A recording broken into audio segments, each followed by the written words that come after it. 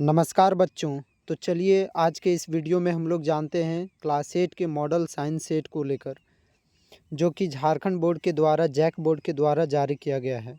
जिसमें से पहला जो क्वेश्चन है वो पहला क्वेश्चन है, कोशिकाओं का वह समूह जिसकी संरचना, उद्गम और कार्य एक समान हो उसे क्या कहते हैं। मतलब कोशिकाओं का वह समूह जिसकी संरचना भी, उद्गम भी और उनका कार्य भी सब कुछ एक समान होता है, उसे क्या कहते हैं।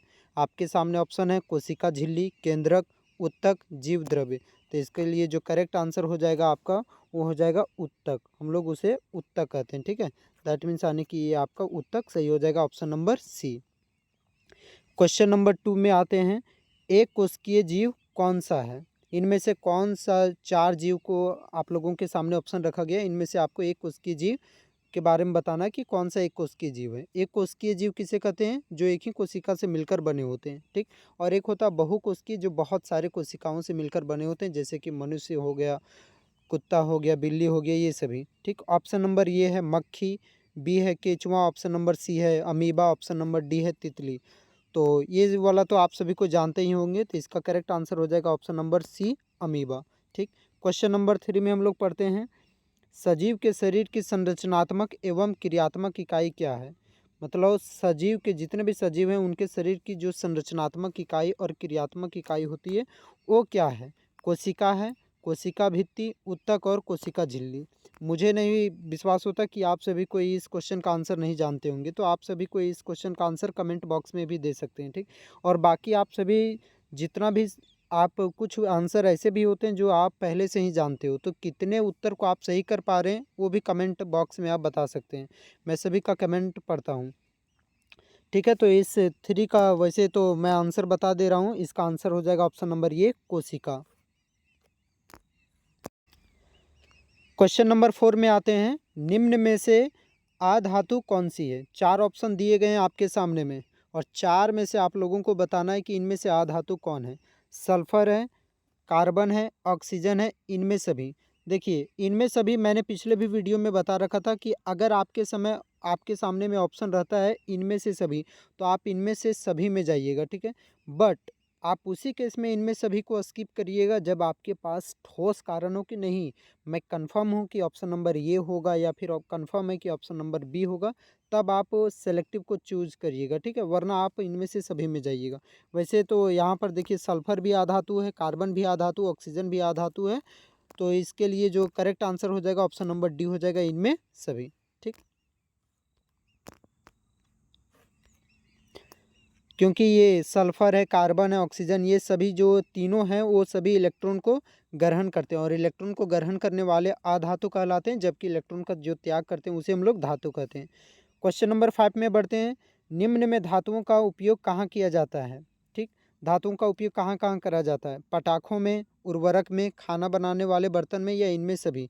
तो आप लोग धातु के उपयोग पढ़े होंगे तो उसमें पता चला होगा कि पटाखों में भी धातुओं का उपयोग होता है, उर्वरक में भी होता है, खाना बनाने वाले बर्तनों में भी होता है। तो इसका जो करेक्ट आंसर हो जाएगा वो हो जाएगा इनमें सभी, ठीक। क्वेश्चन नंबर 6, कौन सी एकमात्र अधातु है जो विद्युत का सुचालक है। एक ऐसी अधातु बताना है जो विद्युत का सुचालक है। Carbon, phosphorus, graphite, sulphur. तो इसका जो करेक्ट आंसर है वो करेक्ट आंसर हो जाएगा ग्रेफाइट। ग्रेफाइट एकमात्र ऐसी अधातु है जो कि विद्युत का सुचालक है।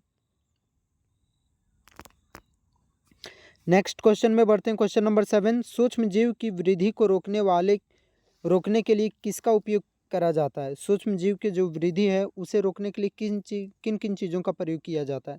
नमक का, बिल्कुल हाँ। खाद्य तेलों का, हाँ खाद्य तेल का भी हम लोग प्रयोग करते हैं ताकि सूक्ष्म जीव पनपे ना, ठीक। चीनी का भी उपयोग करते हैं, इनमें से सभी। तो इसके लिए जो करेक्ट आंसर होगा वो हो जाएगा इनमें से सभी, option number D. Question number 8, legume पौधों की जड़ों में कौन सा जीवाणु उपस्थित होता है। जो लेग्यूम पौधे होते हैं उनकी जड़ों में कौन सा जीवाणु उपस्थित होता है। राइजोबियम, पेनिसिलिन, राइजोपस या फिर स्पाइरोगायरा।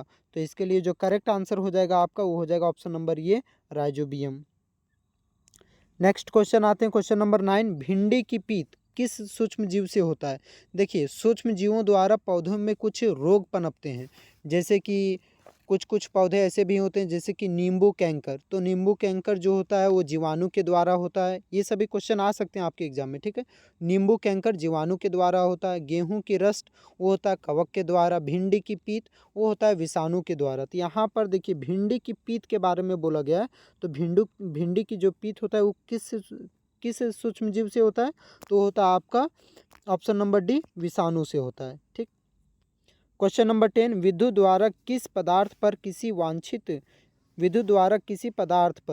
किसी वांछित धातु को निक्षेपित करने की प्रक्रिया क्या कहलाती है? विद्युत धारा कहलाती, विद्युत अपघटन, विद्युत लेपन या फिर चालकता। तो ये प्रक्रिया कहलाती विद्युत लेपन। ऑप्शन नंबर सी हो जाएगा करेक्ट आंसर। विद्युत लेपन के द्वारा हम लोग किसी एक पदार्थ पर दूसरे पदार्थ की वांछित परत चढ़ाते हैं। ऑप्शन नंबर सी करेक्ट हो जाएगा। क्वेश्चन नंबर 11 में बढ़ते हैं। कौन सा घोल विद्युत का कुचालक है? कुचालक क्या होता है? जिसमें करंट नहीं आ सकता। और सुचालक क्या होता है? जिसमें विद्युत आ सकता है, करंट आ सकता है। तो नींबू का रस, देखिए जितने भी अम्लीय जल हैं उन सभी में करंट आ सकता है। नींबू का रस बिल्कुल उसमें भी अम्लीय है वो, तो उसमें करंट आ सकता है। नल का पानी वो भी अम्लीय होता है, या तो देखिएगा उसमें नल के पानी में खनिज लवण पाए जाते हैं जैसे कि आयरन वगैरह, तो वो भी धातु, तो उसमें भी करंट आ सकता है। सिरका में भी करंट आता है, ठीक, क्योंकि वो भी अम्लीय है। आसुत जल दैट मीन्स डिस्टिल्ड वाटर ही एक ऐसा है जिसमें करंट नहीं आता है। तो ऑप्शन नंबर डी हो जाएगा इसके लिए।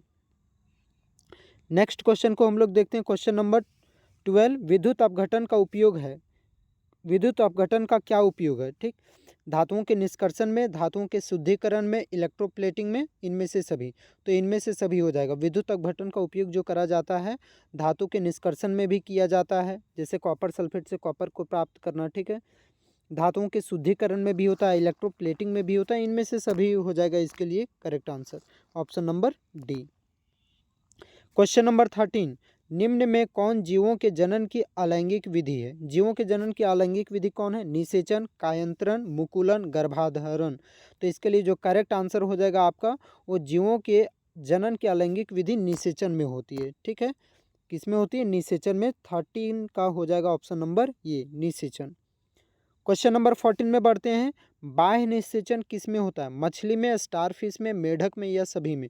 तो देखिए इन सभी में बाह्य निषेचन होते हैं। मछली में भी होते हैं, स्टारफिश में भी होते हैं, मेढक में भी होते हैं। इनमें से सभी हो जाएगा इसका correct answer option number D. Question number 15, निषेचन के परिणाम स्वरूप क्या बनता है? निषेचन के बाद क्या बनता है? भ्रूण बनता है, या फिर युग्मज बनता है, या फिर गर्भ, या फिर क्लोन। तो निषेचन के परिणाम स्वरूप क्या बनता है? युग्मज बनता है, ठीक है, युग्मज। Option number B. Question number 16, दो सतहों पर संपर्क के कारण कौन सा बल लगता है? दो सतह हैं आपके सामने, दो सतह दिए गए हैं, ठीक है। एक सतह ये है और एक सतह ये है। तो दो सतहों पर संपर्क के कारण कौन सा बल लगता है? पेशीय बल, चुंबकीय बल, घर्षण बल, या फिर ऑप्शन नंबर डी गुरुत्व बल। तो इसके लिए जो करेक्ट आंसर हो जाएगा आपका, वो हो जाएगा घर्षण बल, ठीक है। क्वेश्चन नंबर 17 में बढ़ते हैं। एकांक क्षेत्रफल पर कार्यरत बल को क्या कहते हैं? जो एकांक क्षेत्रफल में लगने वाले बल को हम लोग क्या कहते हैं? दाब कहते हैं। ऑप्शन नंबर सी हो जाएगा इसके लिए करेक्ट आंसर। ये सब चीज़ों को मैंने पिछले ही वीडियो में करा रखा है, आप लोग अगर नहीं देखे होंगे तो मैं लिंक डिस्क्रिप्शन में डाल दूंगा, आप वहाँ पर जाके चेकआउट कर सकते हैं। क्वेश्चन नंबर 18, निम्नलिखित बलों में से कौन सा संपर्कित बल है? पेशीय बल, चुंबकीय बल, स्थिर वैद्युत बल, गुरुत्व बल। देखिए चुंबकीय बल, स्थिर वैद्युत बल, गुरुत्व बल, ये सभी असंपर्कित बल है, मतलब यानी कि वस्तु के कांटेक्ट में आकर बल नहीं लगते हैं। जबकि पेशीय बल, मांसपेशीय बल तभी लगता है जब दो वस्तु आपस में कांटेक्ट होते हैं। तो ऑप्शन नंबर ये हो जाएगा इसका करेक्ट आंसर, ठीक, 18 का ये। क्वेश्चन नंबर 19, सूर्य नाभिकीय अभिक्रियाओं द्वारा क्या उत्पन्न करता है? मतलब सूर्य के बीच में जो नाभिकीय अभिक्रिया होती है, न्यूक्लियर चेन रिएक्शन होती है, उसमें क्या क्या उत्पन्न होता है? तो आप लोग तो इसको भी बता सकते हैं, ऊष्मा उत्पन्न होती है, प्रकाश होती है, दोनों, या फिर इनमें से कोई नहीं। तो देखिए सूर्य के नाभिकीय अभिक्रिया के परिणाम स्वरूप ऊष्मा भी उत्पन्न होती है, जिससे हम लोगों को गर्मी प्राप्त होती है, गर्मी लगता है, और दूसरा तो प्रकाश भी उत्पन्न होती है, ठीक। तो इसके लिए जो करेक्ट आंसर हो जाएगा ऑप्शन नंबर सी हो जाएगा, दोनों होता है। क्वेश्चन नंबर 20, कौन जीवाश्म ईंधन नहीं है? कोयला, लकड़ी, प्राकृतिक गैस, या फिर पेट्रोल। तो इनमें से जीवाश्म ईंधन कौन सा नहीं है? कोयला भी जीवाश्म ईंधन है, लकड़ी भी जीवाश्म ईंधन है, पेट्रोल भी जीवाश्म ईंधन है। तो इसके लिए जो करेक्ट आंसर हो जाएगा आपका ऑप्शन नंबर सी, प्राकृतिक गैस। 21 में हम लोग आते हैं। किसी पदार्थ के दहन के लिए क्या आवश्यक है? कोई भी पदार्थ के दहन के लिए क्या आवश्यक है? दहनशील पदार्थ होना चाहिए, ज्वलन ताप होना चाहिए, ऑक्सीजन होना चाहिए, इनमें से सभी। तो चारों होना चाहिए। सिर्फ ऑक्सीजन भी होना चाहिए, ज्वलन ताप भी होना चाहिए, और जो आप पदार्थ लिए हैं वो दहनशील भी होना चाहिए। अब ऐसा नहीं कि आपके सामने ऑक्सीजन भी है, ज्वलन ताप भी है, और आप ले आए हैं पत्थर, और उसके बाद फिर पत्थर को जलाने का प्रयास करिएगा। तो ये तीनों चीज़ों का होना जरूरी है। इसके लिए ऑप्शन नंबर डी हो जाएगा, इनमें से सभी। क्वेश्चन नंबर 21 में आते हैं। 22, जीवन काल की वह अवधि जब शरीर में ऐसे परिवर्तन होते हैं जिनके परिणाम स्वरूप जनन परिपक्वता आती है। ठीक है, तो इसके लिए क्या हो जाएगा? बाल्यावस्था, युवावस्था, किशोरावस्था या फिर वृद्धावस्था। तो 22 का जो ऑप्शन नंबर सी होगा वो करेक्ट आंसर हो जाएगा, किशोरावस्था। 23, क्रोध, चिंता एवं उत्तेजना की अवस्था में कौन सा हार्मोन उत्तरदायी होता है? जो आपको गुस्सा आता है, चिंता होता है, उत्तेजना होती है, तो वो कौन सा हार्मोन उसके लिए उत्तरदायी होता है? थायरोक्सिन, एड्रीनेलिन या फिर टेस्टोस्टेरोन या फिर एस्ट्रोजन। तो देखिए, आज के बाद कभी भी गुस्सा करिएगा, कभी भी चिंता होगा, कभी भी उत्तेजना बढ़ेगी, तो वो कौन सा हार्मोन उसके लिए उत्तरदायी होता है? एड्रेनेलिन। ठीक, ये हार्मोन अगर आपका काम नहीं करेगा बढ़िया से, तो ना तो आपको कभी गुस्सा आएगा, ना तो कभी आपको चिंता होगा, या फिर उत्तेजना ना तो होगा। क्वेश्चन नंबर 24 में आते हैं। बच्चे के लिंग निर्धारण के लिए कौन उत्तरदायी होता है? माता, पिता, दोनों, या इनमें से कोई नहीं? तो देखिए, कोई भी बच्चे के लिंग निर्धारण के लिए पिता उसका उत्तरदायी होता है। ठीक है, पिता। ठीक, समझे?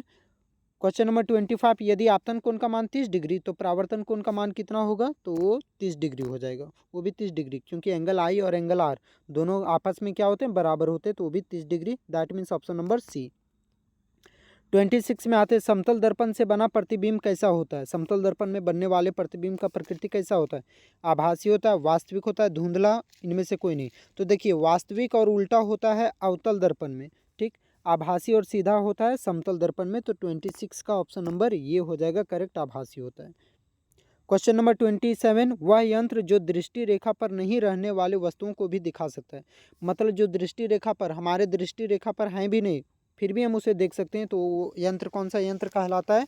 वो यंत्र कहलाता है पेरिस्कोप, या फिर कैलिडोस्कोप, या फिर विक्षेपण, या फिर दूरबीन। तो इसके लिए जो करेक्ट आंसर होगा वो आपका हो जाएगा ऑप्शन नंबर ये, पेरिस्कोप। 28, काटी गई फसल से बीजों या फिर दानों को अलग करने का विधि क्या कहलाता है? जो कटी गई फसल होती है, जो कट जाती है, उससे बीज या फिर दान, जो हम लोग दाना जो होता है उसको अलग करते हैं, तो विधि कौन सा विधि कहलाता है? निराई, ओसाई, कटाई, या फिर थ्रेसिंग? तो थ्रेसिंग कहलाता है। ठीक, option number D. Question number 29, अनाज के भंडारण के लिए अनाज में नमी की मात्रा क्या होनी चाहिए? अनाज के भंडारण के लिए जो अनाज में नमी होना चाहिए वो कितना परसेंटेज होना चाहिए उसका? 12% से कम, 22% से कम, या फिर 14% से कम, या फिर 24% से कम? तो इसके लिए जो करेक्ट आंसर हो जाएगा वो हो जाएगा 14% से कम होना चाहिए नमी। 30 में, किस जीव को किसानों का मित्र कहा जाता है? सांप को नहीं, हाथी को नहीं, चूहे को नहीं, केंचुए को कहा जाता है। ठीक है, केंचुआ, जो कि आपके खेतों में होता है कृषि के दिनों में। ठीक, 30 का ऑप्शन नंबर डी हो जाएगा। सूर्य के सबसे 31 में आते हैं। सूर्य के सबसे ऊपरी सतह का तापमान कितना होता है? 5000 degree Celsius, 6000 degree Celsius, 15000 degree Celsius, या फिर 25000 डिग्री सेल्सियस? तो इसके लिए जो करेक्ट आंसर होगा वो हो जाएगा आपका 6000 degree Celsius, option number B. 32 में आते हैं। निम्न में से कौन प्राकृतिक उपग्रह है? प्राकृतिक उपग्रह कौन है? सूर्य, इसको मैंने पिछले वीडियो में करा रखा है, आप वहाँ पर भी देख सकते हैं, ये सभी क्वेश्चन यहाँ पर भी मिल रहा है। सूर्य, चंद्रमा, ध्रुव तारा, आर्यभट्ट। तो इसके लिए जो करेक्ट आंसर हो जाएगा वो हो जाएगा आपका चंद्रमा, ये प्राकृतिक उपग्रह है। 33 में आते हैं। किस ग्रह का द्रव्यमान सबसे अधिक है? मतलब सबसे भारी ग्रह कौन है? पृथ्वी, शुक्र, बृहस्पति, मंगल? तो देखिए, सबसे भारी जो ग्रह है हमारे सौरमंडल में वो है बृहस्पति, ऑप्शन नंबर सी हो जाएगा। 34, घर्षण हमेशा होता है हानिकारक, लाभदायक, या आरोपित बल की दिशा में ही होता है, या आरोपित बल का विरोधी होता है? तो क्या होता है? घर्षण जो होता है वो हमेशा आरोपित बल का विरोधी होता है। मतलब आप जैसे कि यहाँ पर मान लेते हैं कि ये सरफेस है और ये बॉल है, तो बॉल इधर जा रही है, तो घर्षण बल, ये बॉल जो है दाहिनी ओर जा रही है, तो घर्षण बल किधर लगेगा? बाईं ओर लगेगा। ठीक है, तो इसके लिए ऑप्शन नंबर डी हो जाएगा सही। 35, घर्षण निर्भर करता है। घर्षण किस पर निर्भर करता है? पृष्ठ की प्रकृति पर, वस्तु के भार पर, या फिर दोनों, या फिर इनमें से कोई नहीं? तो ये जो घर्षण है वो दोनों चीज़ों पर निर्भर करती है, पृष्ठ की प्रकृति पर, पृष्ठ कैसा है, वो स्मूथ है या फिर रफ है, या और दूसरा कि वस्तु का भार कितना है। ठीक, तो दोनों पर हो जाएगा। तो इसका 35 का ऑप्शन नंबर सी हो जाएगा। 36 घर्षण बढ़ाने का तरीका निम्न में कौन है? स्नेहक द्वारा, बॉल बेरिंग द्वारा, सतह रुखड़ा करके, या इनमें से कोई नहीं। तो सतह रुखड़ा करके, जितना ज़्यादा रफ सतह रहेगा घर्षण उतना ही ज़्यादा बढ़ेगा। 36 का ऑप्शन नंबर सी। 37 इनमें से कौन संश्लेषित रेशा है? नायलॉन, सूती, रेशमी या फिर ऊन। तो संश्लेषित रेशा कौन है? नायलॉन है या फिर सूती है या फिर रेशमी या ऊन है। तो इसमें संश्लेषित रेशा जो है वो है आपका ऊन। संश्लेषित मतलब यानी कि सिंथेटिक, मानव निर्मित। ठीक है। 38 में निम्न में से कौन 4R में नहीं है? 4R में कौन नहीं है? Reduce, reuse, recycle. ये तो 3R में। 4R में कौन नहीं है? रिमूव। तो ये रिमूव 4R में नहीं है, ऑप्शन नंबर डी। इनमें से कौन पिघल जाती है परंतु जलती नहीं? कौन है जो पिघलता तो है पर वो जलता नहीं आग में? रेयॉन, पॉलिस्टर, नायलॉन या फिर जूट। तो नायलॉन जो ऐसा चीज़ है वो आपका पिघल तो जाएगा परंतु वो जलेगा नहीं। तो 39 का ऑप्शन नंबर सी हो जाएगा। 40 में आते हैं तो आवृत्ति का मात्रक क्या होता है? हर्ज, मीटर, सेकेंड, पास्कल। तो इसको भी आप लोग पिछले वीडियो में देखे ही होंगे, तो इसका आप लोग आंसर जानते ही होंगे कि 40 का ऑप्शन नंबर ये हो जाएगा, हर्ज। 41 में एक कंपन में लगे समय को क्या कहते हैं? एक कंपन में लगे समय को हम लोग क्या कहते हैं? आवृत्ति, आवर्तकाल या फिर आयाम या कोई नहीं। तो एक कंपन में लगे समय को हम लोग कहते हैं आवर्तकाल, टाइम पीरियड। ठीक, ऑप्शन नंबर बी। 42 में आते हैं, ध्वनि संचरित हो सकती है। ध्वनि किस में संचरित हो सकती है? केवल ठोस में, केवल द्रव में, या फिर केवल गैस और वायु में, या फिर तीनों में संचरित हो सकती है, ठोस में, द्रव में और गैस में। तो यहाँ पर याद रखिएगा, तीनों में ध्वनि संचरित हो सकती है, ठोस में भी, द्रव में भी और गैस में भी। तो किस में संचरित नहीं हो सकती है? निर्वात में संचरित नहीं हो सकती ध्वनि पर। जैसे कि आप अगर चंद्रमा पर चले जाइएगा और वहाँ पर अगर आप अपने मित्र को आवाज़ दीजिएगा तो वो सुन नहीं पाएगा। क्यों? क्योंकि वहाँ पर वायुमंडल है ही नहीं। 43 में किसी आवेशित वस्तु से आवेश को पृथ्वी में स्थानांतरित करने की प्रक्रिया क्या कहलाती है? भूसंपर्कन, तड़ित, प्रतिकर्षण या फिर कोई नहीं। तो इसके लिए जो करेक्ट आंसर है वो हो जाएगा भूसंपर्कन, ऑप्शन नंबर ये। 44 में क्या बोल रहा है क्वेश्चन? भूकंप की शक्ति के परिणाम को कैसे मापा जाता है? मतलब जो भूकंप आता है उसे हम लोग किस में मापते हैं? सिस्मोग्राफ में, वोल्टमीटर में, आमीटर में, गैल्वेनोमीटर में। तो देखिए, भूकंप की शक्ति को मापने वाले जो होते हैं वो ग्राफ के द्वारा, उस ग्राफ को हम लोग कहते हैं सिस्मोग्राफ। ठीक है, ऑप्शन नंबर ये हो जाएगा इसका।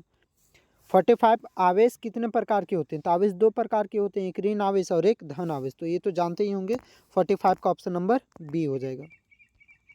46 वायुमंडल में निलंबित सूक्ष्म ठोस या तरल कण के बादल को हम लोग क्या कहते हैं? धुआं, एरोसोल या फिर वाष्प या फिर क्लोरोफ्लोरोकार्बन। तो इसका ऑप्शन नंबर बी हो जाएगा, उसे हम लोग एरोसोल कहते हैं। ठीक है, वायुमंडल में जो निलंबित जो सूक्ष्म ठोस या फिर तरल कण होते हैं उनके बादलों को हम लोग एरोसोल कहते हैं। वायुमंडल में ऑक्सीजन गैस कितना प्रतिशत होता है? कितना प्रतिशत है? ठीक, अब मुझे नहीं पता कि ये क्वेश्चन आप लोग में से कोई नहीं जानते होंगे से, मुझे पूरा विश्वास है कि आप जितने भी वीडियो देख रहे हैं आप सभी को इस क्वेश्चन का आंसर जानते होंगे। ऑक्सीजन गैस का कितना प्रतिशत है? 78, 21, 0.3 या फिर 0.7। आप इसको आंसर जो है कमेंट बॉक्स में ही बताइएगा। 48 का क्वेश्चन में आते हैं, वनोन्मूलन का अस्थायी हल क्या है?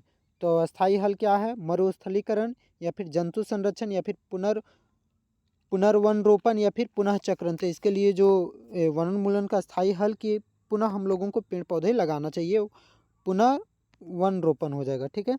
49 में आते हैं, काला सोना किसे कहा जाता है? तो काला सोना किसे कहा जाता है? कोयला, लोहा, पेट्रोलियम, चुंबक। तो इसके लिए जो करेक्ट आंसर हो जाएगा वो हो जाएगा आपका पेट्रोलियम को काला सोना कहा जाता है, option number C. Question number 50, कौन सा प्राकृतिक संसाधन नहीं है? जल, हवा, सूर्य का प्रकाश, कपड़ा। तो इसके लिए जो करेक्ट आंसर हो जाएगा, प्राकृतिक संसाधन को नहीं। जल भी प्राकृतिक संसाधन है, हवा भी है, सूर्य का प्रकाश भी है। कपड़ा जो है वो प्राकृतिक संसाधन नहीं है, ऊपर से कहीं कपड़ा गिरता नहीं है। ठीक है, इसे खुद बनाना पड़ता है। तो 50 का जो ऑप्शन नंबर डी हो जाएगा। ठीक, तो चलिए आप लोग इसी तरह से मेरे चैनल के साथ जुड़े रहिए। अब मैं फिर से, टाइम तो आप लोगों को पता ही होगा, मैं फिर से कल आप लोगों के साथ में मिलने आऊँगा शाम को ठीक 7 बजे। अब हम लोग इंग्लिश के इस मॉडल सेट को रिवाइज़ करेंगे। तब तक आप इसी तरह से पढ़ते रहिए और जुड़े रहिए मेरे चैनल के साथ।